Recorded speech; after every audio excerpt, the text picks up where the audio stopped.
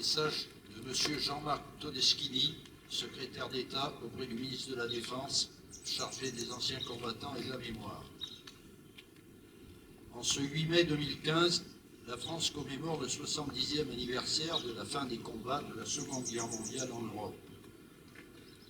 Ces combats avaient commencé près de 5 ans auparavant.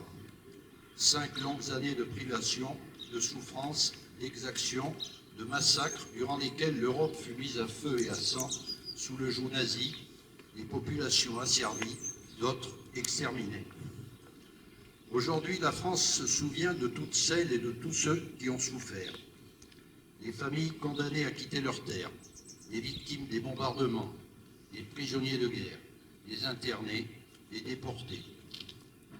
La France se souvient aussi de toutes celles et de tous ceux qui contribuèrent à la victoire que nous commémorons aujourd'hui, toutes ces femmes et tous ces hommes auxquels nous devons d'être libres, tous ceux qui, aux heures les plus sombres de notre histoire, ont choisi, au péril de leur vie, d'embrasser la résistance. Certains rejoignirent les camps de la France libre pour continuer le combat aux côtés des Alliés, portant haut, d'Orient en Europe, en passant par l'Afrique, les 3 couleurs nationales. D'autres choisirent de mener sur le territoire national la lutte dans l'ombre. Des gestes isolés qui, dans un même élan et guidés par un idéal de liberté que ces femmes et ces hommes avaient en partage, formèrent ensuite des mouvements et réseaux de résistance.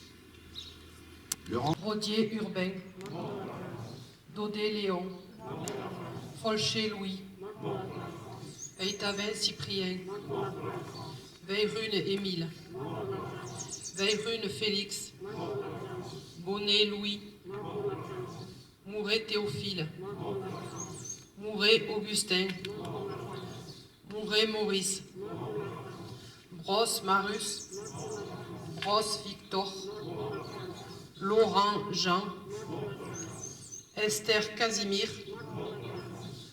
Folcher Louis, l'abbé Mouret Cyprien, Martin Augustin, Combe Théophile, Talagra Marus, Jouve Ferdinand, Bey Camille, Rodier Augustin,